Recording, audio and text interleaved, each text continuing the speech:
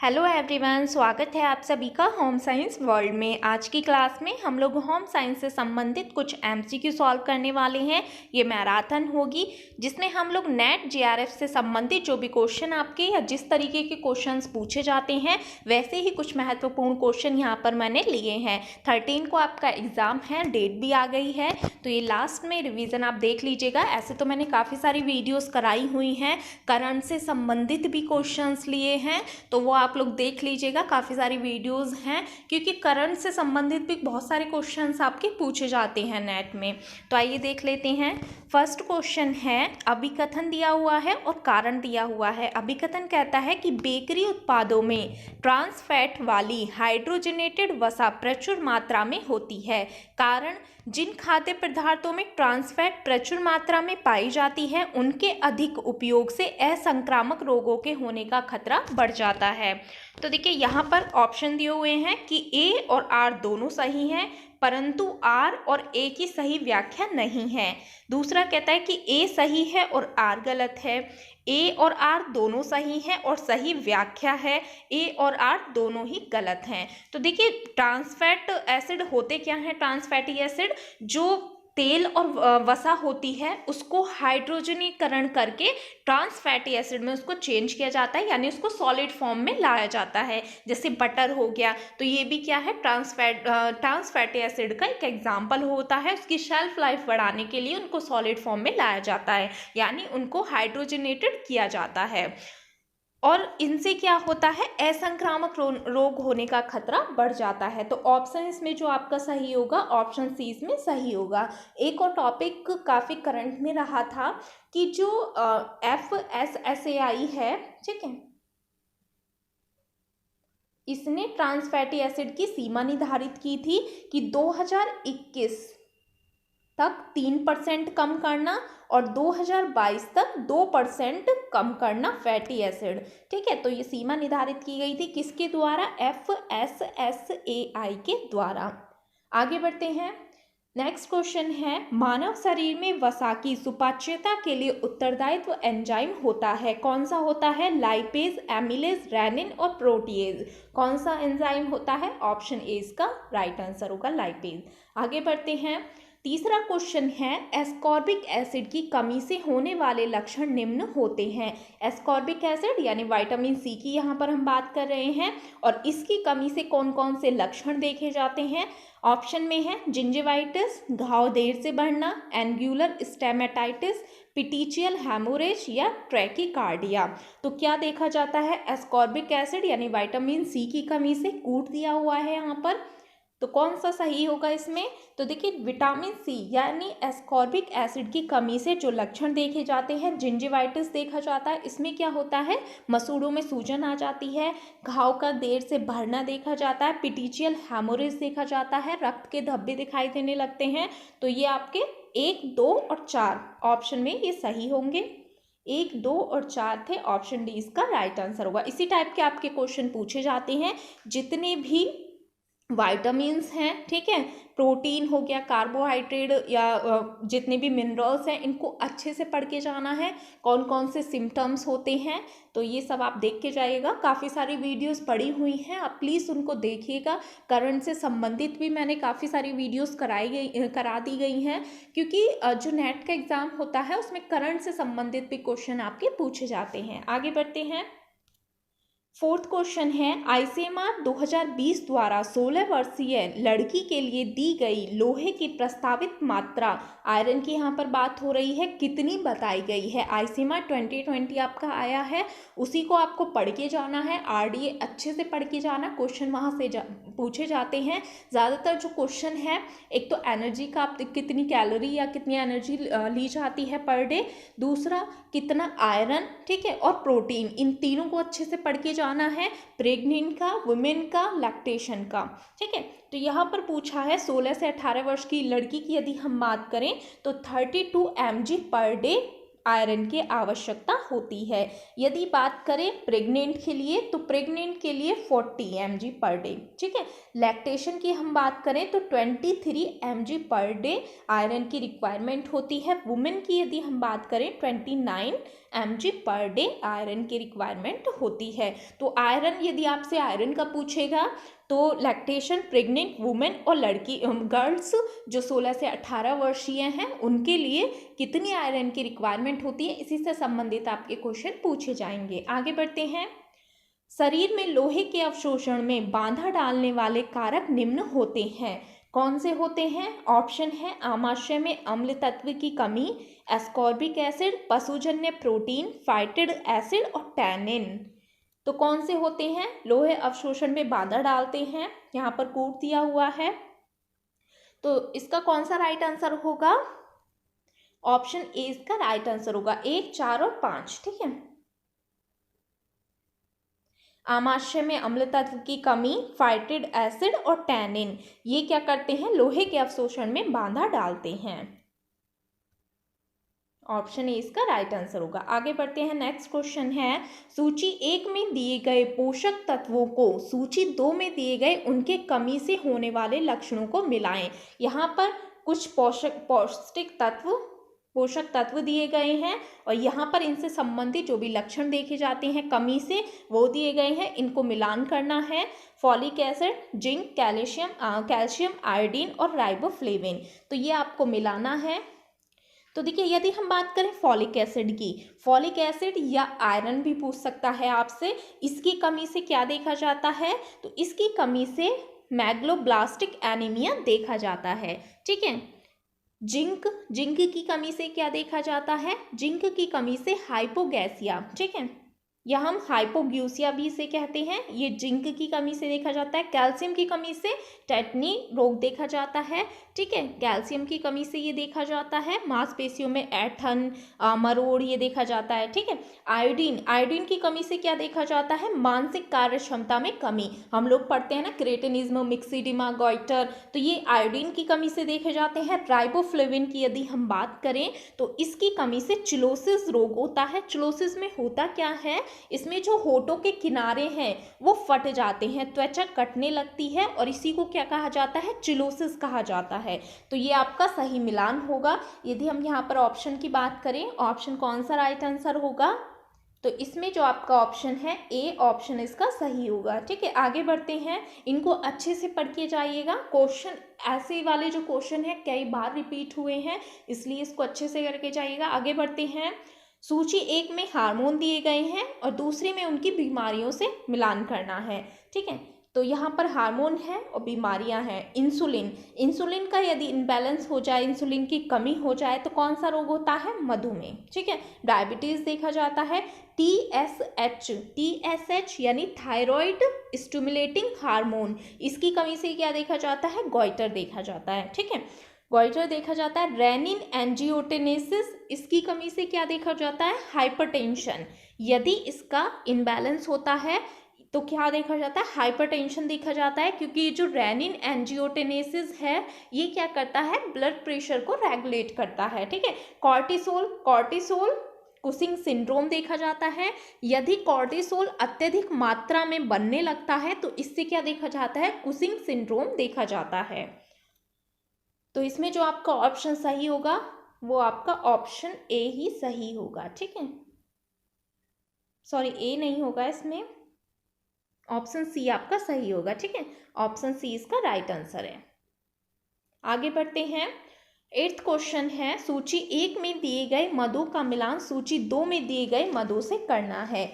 तो यहाँ पर ऑप्शन में कुछ मार्क दिए हुए हैं, Ecomark, hallmark, ISI mark, Agmark. इनको आपको मिलान करना है कि ये जो मार्क होते हैं किन किन उत्पादों पर या किसके लिए ये दिए जाते हैं। यदि हम बात करें इको मार्क की, इको मार्क जो है ये पर्यावरण हितैषी उत्पादों के लिए दिया जाता है। और ये कब आया था इको मार्क? तो ये 1991 में आया था। ठीक है, 1991 में आया था, क्योंकि ये भी पूछ सकता है आपको। इको मार्क का संबंध किससे है? पर्यावरण हितैषी उत्पादों से है। हॉलमार्क स्वर्ण आभूषण। ठीक है, और ये कब आया था? ये 2000 में आया था।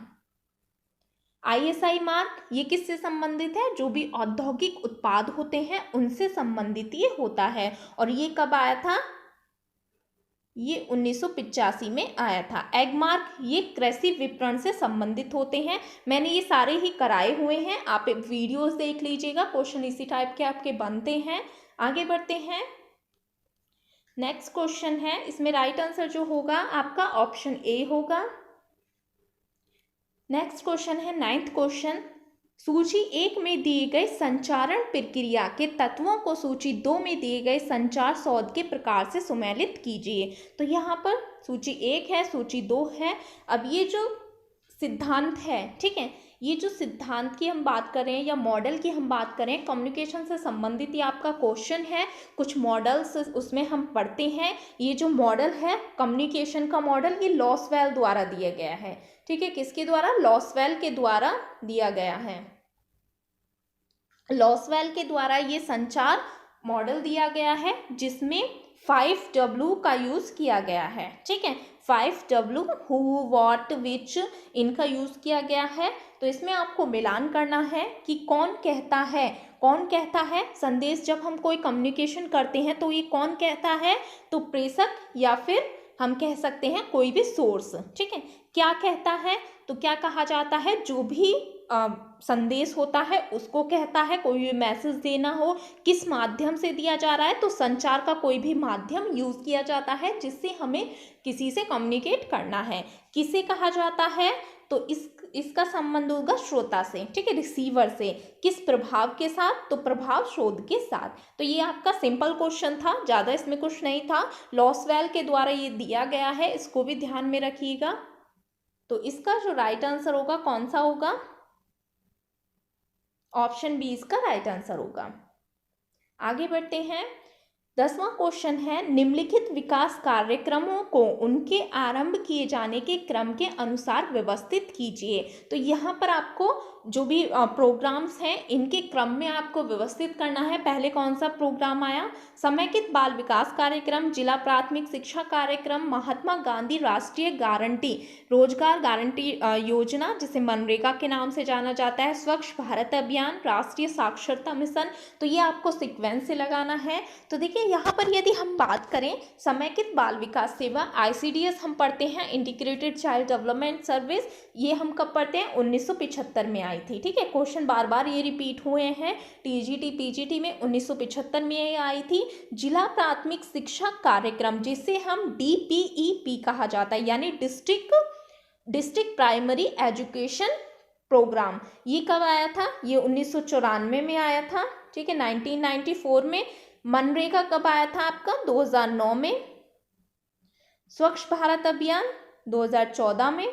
राष्ट्रीय साक्षरता मिशन 1988 में। ठीक है, अभी आपको सीक्वेंस लगाना है। सबसे पहले आपका कौन सा आएगा? समेकित बाल विकास कार्यक्रम, देन उसके बाद आएगा राष्ट्रीय साक्षरता मिशन, उसके बाद आपका आएगा जिला प्राथमिक शिक्षा कार्यक्रम, फिर मनरेगा और फिर स्वच्छ भारत अभियान। तो ये आपको बताना था। तो इसमें कौन सा राइट आंसर होगा आपका? इसमें ऑप्शन ए इसका राइट आंसर होगा। ठीक है, आगे बढ़ते हैं। अभिकथन दिया है, कारण दिया है कि जो लिनो बुनाई होती है उसकी बनावट में बने हुए जो कपड़े होते हैं पारदर्शक होते हैं, परंतु बनावट के कारण टिकाऊ होते हैं। ठीक है, लिनो बनावट में प्रत्येक भराई धागा 2 ताने धागे जो एक दूसरे के साथ सम्मिलित होते हैं उनके बीच से जाता है। तो इसमें कौन सा आपका राइट आंसर होगा ये आपको बताना है। तो इसमें आपका ऑप्शन ए सही होगा। अब इसको हम समझते हैं। देखिए, जो लिनो बुनाई होती है, लिनो बनावट वाली जो बुनाई होती है, इसमें क्या होता है? 2 तानों का यूज होता है। ठीक है, 2 लहराते हुए तानों का इसमें यूज होता है, इस टाइप की होती है, और एक बाना इसमें से बीच में से इस तरीके से जाता है। ये आपकी लिनो बुनाई होती है। दूसरा, इसमें जो क्वेश्चन पूछा जाता है, ये जो लिनो बुनाई होती है ये ढीली होती है। ठीक है, नेट वगैरह जो इसके एग्जाम्पल हैं, जो वस्त्र बने होते हैं, ग्रेनेडीन हो गया, पर्दे के वस्त्र हो गए, नेट हो गया, तो ये इससे बने वस्त्र होते हैं। और ये कैसे होते हैं? टिकाऊ होते हैं। ठीक है, ढीला होता है लेकिन टिकाऊ और मजबूत होता है। पारदर्शक इसलिए कहा जाएगा क्योंकि ये नेट के जो कपड़े रहते हैं, ठीक है, वो कैसे होते हैं? लिनो बुनाई वाले होते हैं। तो इस टाइप की बुनाई होती है। जिसमें 2 तानों का यूज किया जाता है, लहराते हुए 2 तानों का यूज, ठीक है, और बीच में से एक बाना निकाला जाता है। तो ऑप्शन ए इसका राइट आंसर था। आगे बढ़ते हैं, कपड़े की बुनाई का सही क्रम बताइए। कपड़े की जो बुनाई की जाती है उसमें कुछ प्रोसेस हैं वो यूज होते हैं, shading, picking, battening, letting up, let up, shading, picking, beat up, picking, beat up, let up, shading, beat up, picking, shading, let up. तो इसमें आपको बताना है कौन सा राइट आंसर होगा। तो ऑप्शन ए इसका राइट आंसर है, शेडिंग आता है, फिर उसके बाद पिकिंग, फिर बैटनिंग, फिर लेटिंग अप। तो ये इसका राइट आंसर था। आगे बढ़ते हैं, वस्त्र बनाने का सही क्रम देना है। कोई भी वस्त्र यदि हमें बनाना है, किसी का भी यदि कोई कुर्ती ही हमें बनानी है तो उसका क्या क्रम होगा यहाँ पर बताना है।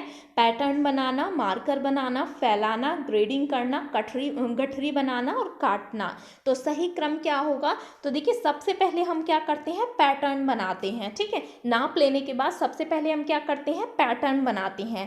पैटर्न बनने के बाद ग्रेडिंग दिया जाता है। ग्रेडिंग यानी कि उसको ग्रेड दिया जाता है। कई सारे मैंने मेथड कई सारे बताए हुए हैं कौन कौन से होते हैं। उसके बाद मार्कर करना, उसके बाद क्या किया जाता है, फैलाना, ठीक है, फैलाकर वस्त्र को काटना और फिर उनकी गठरी बना देना। तो ये इसका राइट आंसर है, ऑप्शन सी इसका राइट आंसर होगा।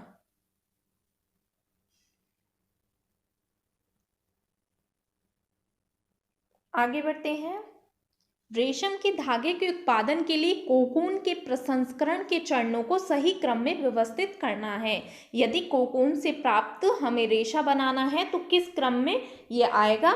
कताई, गोंद छुड़ाना, थ्रोइंग, वेटिंग, छटाई, जिसे हम शॉर्टिंग कहा जाता है, रील बनाना। तो इसको सही क्रम में आपको लगाना है। तो देखिए सबसे पहले हम क्या करते हैं, हमारे पास कोकून है, ठीक है, कोकून है और सबसे पहले हम क्या करेंगे, उसकी छटाई करेंगे यानी शॉर्टनिंग करेंगे। जो छटाई होती है कोकून की वो उसके कलर, आकार और माप के अनुसार होती है, ठीक है। छटाई करने के बाद क्या करेंगे, उसकी गोंद को छुड़ाया जाएगा। कौन सी गोंद होती है, सैरसिन गोंद होती है, उसको हटा देते हैं, नरम किया जाता है। उसके बाद फिलामेंट यानी रीलिंग प्रोसेस आता है, धागे को लपेटा जाता है। उसके बाद आता है थ्रोइंग, ठीक है। थ्रोइंग का मतलब होता है कि जो लपेटा हुआ रेशा है, रेशम है, उसको रेशम को धागे में परिवर्तित करना, ये क्या कहलाता है, बटाई प्रक्रिया करते हैं यानी थ्रोइंग करते हैं।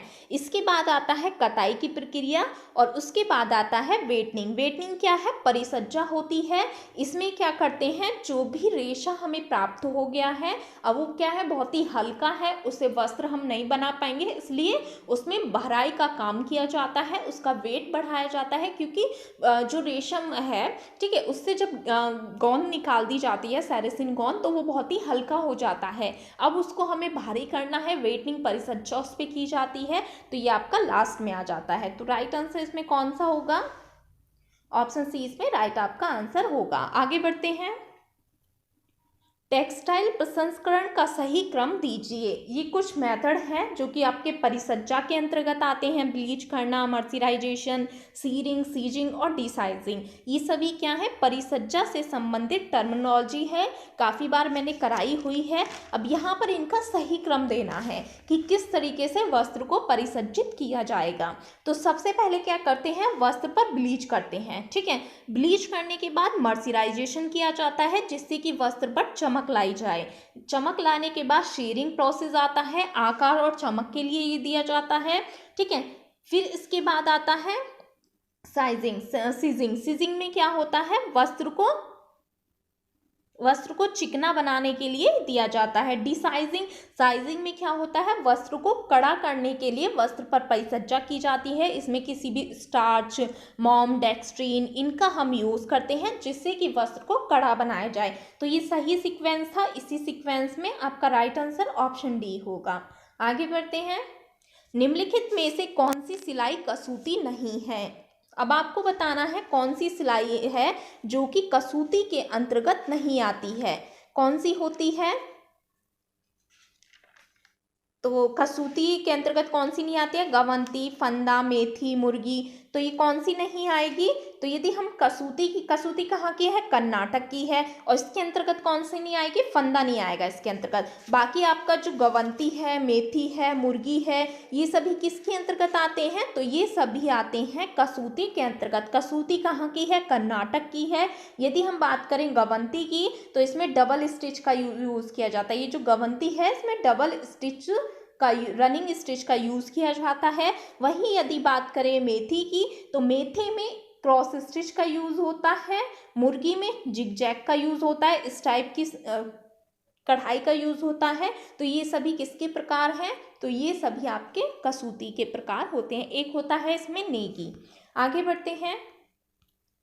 सूची 1 में दी गई कढ़ाई को सूची 2 में दिए गए डिजाइन से मिलाइए। तो यहाँ पर कुछ एम्ब्रॉयडरी के प्रकार दिए गए हैं। अब इनसे मिलान करना है। यदि हम यहाँ पर बात करें, कसूती कहाँ की है? कर्नाटक की है। अब इसमें कौन सा आपका सही होगा? तो कसूती का संबंध गोपुरम से है। गोपुरम होता है जो मंदिरों के दरवाजे होते हैं दक्षिण में कर्नाटक साइड, तो उनको अलंकृत किया जाता है, उसी को गोपुरम कहा जाता है। गोपुरम, इसमें रूपांकन का यूज होता है। जो रूपांकन या मोटिव्स हम कह सकते हैं, कसूती कढ़ाई में इनका यूज होता है। रथ का यूज होता है, ठीक है। और क्या, मंदिर की वास्तुकला को दर्शाया जाता है। ये सभी कसूती में दर्शाए जाते हैं, इसलिए इसका संबंध गोपुरम से हुआ। कांथा की यदि बात करें, तो कांथा में ओर आता है आपका, ओर होते हैं प्लो कवर, ठीक है। फुलकारी का संबंध होता है चौप से, ठीक है। चंबा रुमाल का संबंध होता है अष्टनायिका से। अष्टनायिका हो गया, चंबा कहाँ की है? हिमाचल की है। फुलकारी है पंजाब की।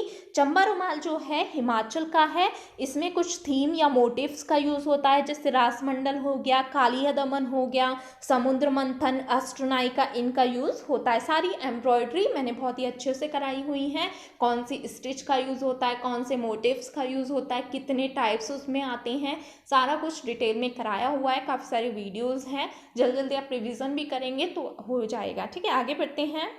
इसमें कौन सा आपका राइट आंसर होगा? ऑप्शन ए इसमें राइट आंसर होगा, ठीक है। आगे बढ़ते हैं। सूची 1 में दी गई फैशन शब्दावली को सूची 2 में दिए गए उनके अर्थ से मिलाना है। कुछ फैशन शब्दावली दी गई है, अब इनके अर्थ से आपको मिलान करना है। क्लासिक, फेड, ऑटोकुट्टू, प्रेता पार्टर, ठीक है। क्लासिक कौन से होते हैं? जो बरसों से चले आ रहे हैं, काफी टाइम से चले आ रहे हैं, वो होते हैं आपके क्लासिक, ठीक है।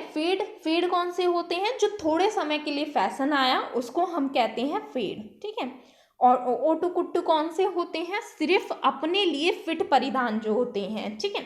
प्रेता पाटन कौन से होते हैं? जो पहनने को तैयार, एकदम रेडी है कोई भी गारमेंट, वो कौन से होते हैं? प्रेता पार्टनर, ठीक है। आगे बढ़ते हैं। इसका सही आंसर होगा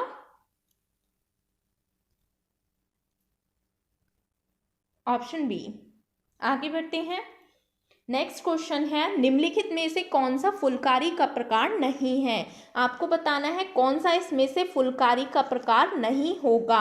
ऑप्शन है चोप, सुभर, छोबे, सुजनी। तो कौन सा नहीं है? फुलकारी कहाँ की है? पंजाब की है। और इसमें जो आपका सुजनी है, सुजनी आपका फुलकारी का प्रकार नहीं है, जबकि चौप, सुभर और छोबे ये सभी फुलकारी के प्रकार होते हैं। चौप का अर्थ यहाँ पर होता है कि चौप जो होते हैं ये लाल रंग के चादर पर किया जाता है, सुनहरे पीले रंग के रेशम से, ठीक है। नानी शादी में अपनी नातिन को देती है। सुभर जो है ये चौप की ही भांति होता है, ये लाल रंग की चादर पर बना होता है, ठीक है। और ये जो छोबे है ये पीले रंग की चादर पर कढ़ाई की जाती है लाल रंग के धागे से। सुजनी कांथा का प्रकार होता है, ठीक है। कांथा कहाँ की है? बंगाल की है। ये मेठ पे की जाती है, तो इसमें नहीं पूछा था, तो सुजनी आपका राइट आंसर होगा। आगे बढ़ते हैं। मिशन इंद्रधनुष की शुरुआत कब हुई थी? मिशन इंद्रधनुष कब आया था? दिसंबर 2014, दिसंबर 2015, जनवरी 2021 या जनवरी 2019 में? देखिए, मिशन इंद्रधनुष की यदि हम बात करें कब आया था? दिसंबर 2014 में आया था, ठीक है। मिशन इंद्रधनुष है क्या? तो ये एक टीकाकरण कार्यक्रम है। क्वेश्चन पूछे जाते हैं इस टाइप के भी। मिशन इंद्रधनुष क्या है? एक टीकाकरण कार्यक्रम है जो कि दिसंबर 2014 में लाया गया था।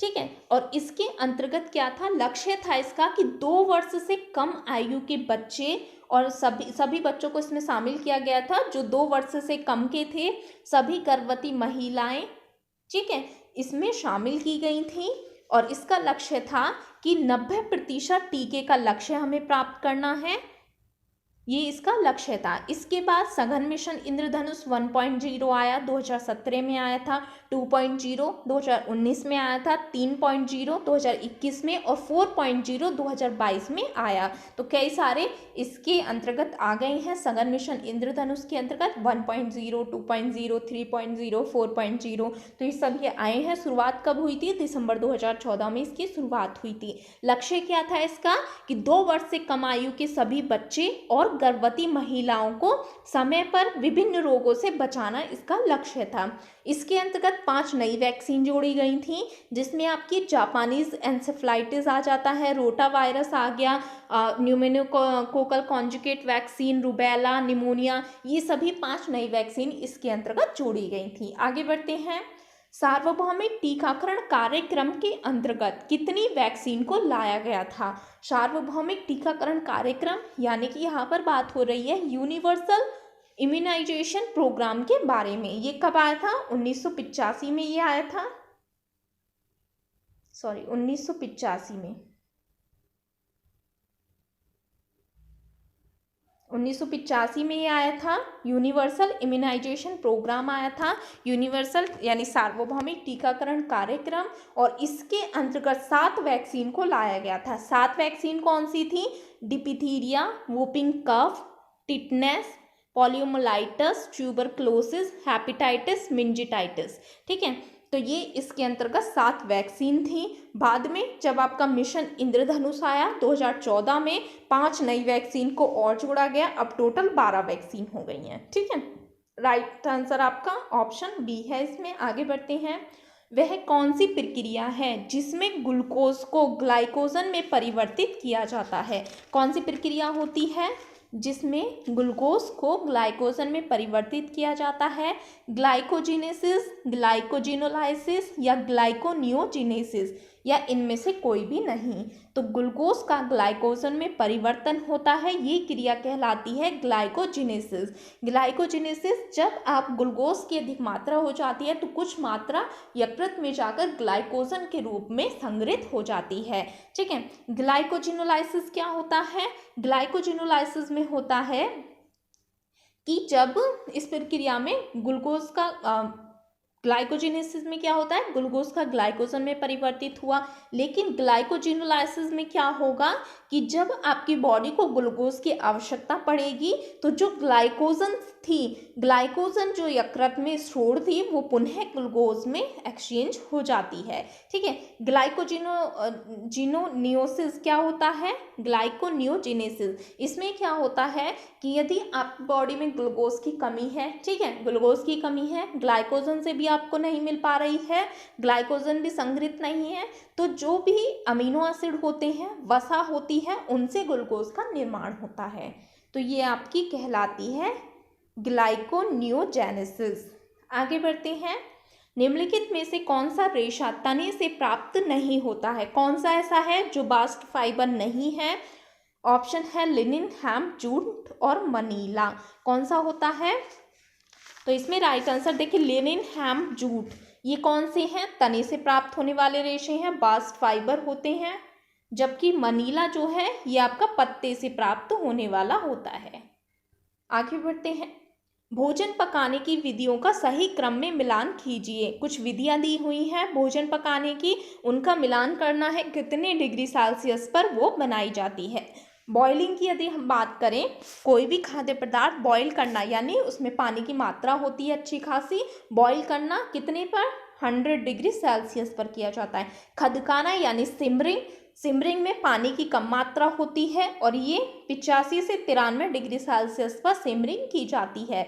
स्टूइंग, स्टूइंग का मतलब होता है बंद बर्तन में धीरे धीरे पकाना। और कितने टेम्परेचर पर स्टूइंग की जाती है, 98। Pressure cooker 120 degree Celsius. Pressure cooker का कई बार पूछा जाता है, इनको भी आप ध्यान में रखिएगा।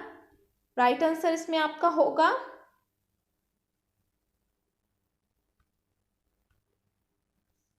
Option A.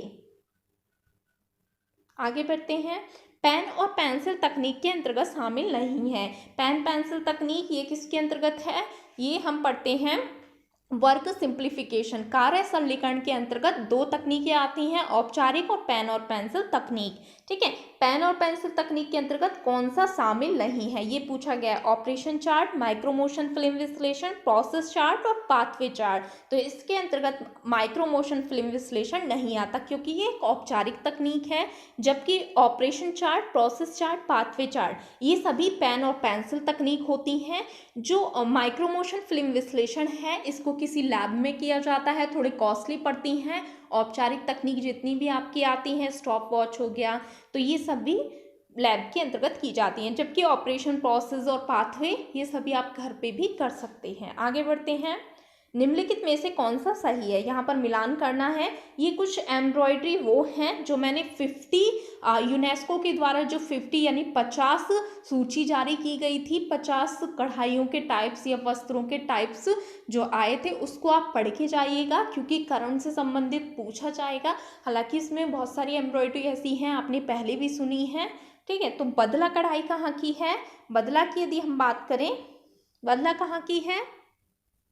तो बदला है आपकी लखनऊ उत्तर प्रदेश की है। यहाँ पर ऑप्शन इसमें पूछा है कौन सा सही है, सही का पूछा है। ठीक है, बदला कढ़ाई राजस्थान, मशरू कढ़ाई आंध्र प्रदेश, तंगलिया बुनाई उड़ीसा, आयुर्वेदिक वस्त्र बलरामपुर केरल। तो इसमें राइट आंसर आपका ऑप्शन डी होगा। आयुर्वेदिक वस्त्र कहाँ के हैं? केरल और केरल बलरामपुर के हैं। जबकि बदला कढ़ाई की यदि हम बात करें ये यूपी के लखनऊ की है। मशरू कढ़ाई कहाँ की है? गुजरात की है।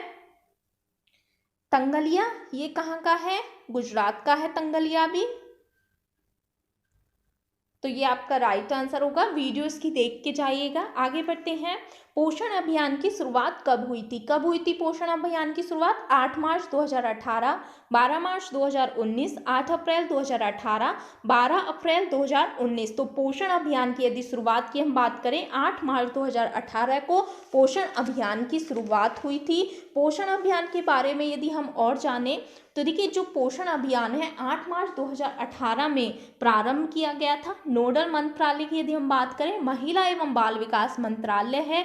योजना में क्या था कि जो बच्चे हैं और गर्भवती महिलाएं हैं और स्तनपान कराने वाली माताएं हैं और किशोरियां हैं इनकी पोषण स्थिति में सुधार लाना इसका उद्देश्य था।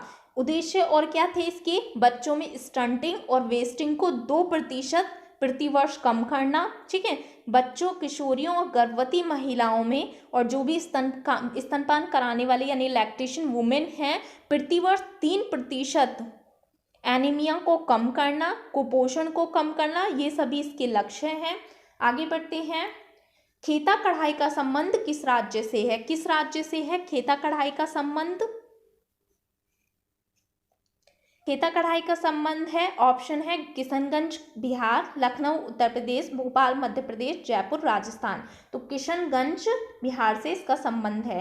देखिए ये जो पोषण अभियान है कई बार इसका क्वेश्चन पूछा गया था। एक तो आपको याद रखना है ये कब आया? 2018 में आया। उद्देश्य क्या है इसके?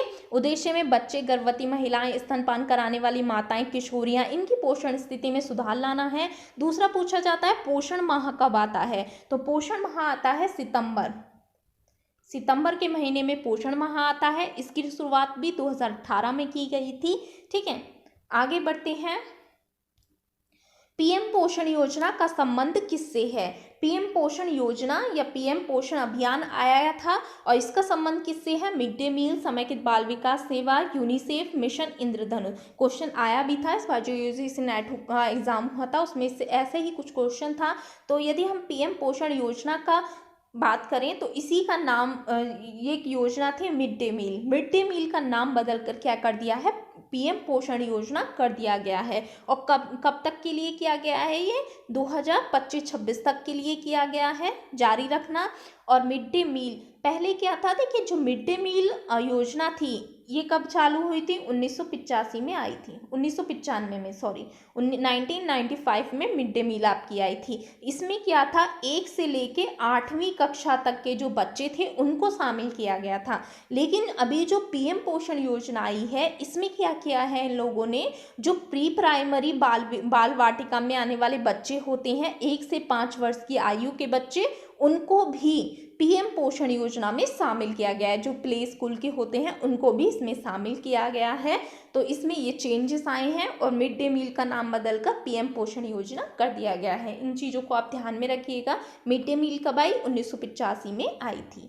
आगे बढ़ते हैं।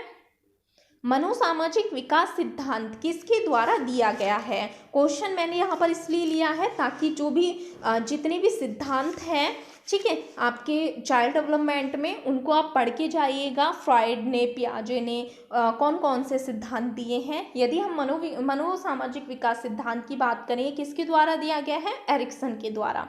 फ्राइड ने कौन सा दिया है? मनोविश्लेषणात्मक सिद्धांत। पियाजे ने दिया है संज्ञानात्मक विकास सिद्धांत। तो इनको आप पढ़ के जाइएगा।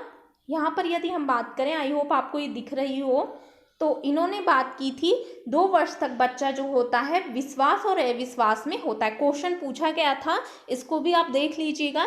ट्रस्ट और मिसट्रस्ट की बात की थी। 3 से 4 वर्ष का जो बच्चा होता है स्वतंत्रता और संदेह की अवस्था होती है। 5 से 6 वर्ष आत्मबल और अपराध भाव होता है। 7 से 12 वर्ष में परिश्रम और हीनता, ठीक है। 13 से 18 वर्ष पहचान और भूमिका द्वंद। 19 से 35 घनिष्ठता और अलगाव। 36 से 55 सृजनात्मक और निष्क्रियता होती है। 55 से ऊपर ईमानदारी और निराशा। तो ये दिया गया था मनोसामाजिक विकास सिद्धांत के अंतर्गत, और ये किसने दिया है? एरिक्सन ने दिया है। तो ये 30 क्वेश्चन थे। क्वेश्चन इसी टाइप के पूछे जाते हैं। मैंने काफ़ी सारी वीडियोस आपको कराई हुई हैं, एक बार रिवीजन कर लीजिएगा, उनको देख लीजिएगा। और कोई भी कहीं भी आपको डाउट लगता है, कुछ भी पूछना है तो आप पूछ सकते हैं, कमेंट सेक्शन में लिख दीजिएगा। बाकी आपका एग्ज़ाम है 13 को। ऑल द बेस्ट आप सभी को। Thank you everyone.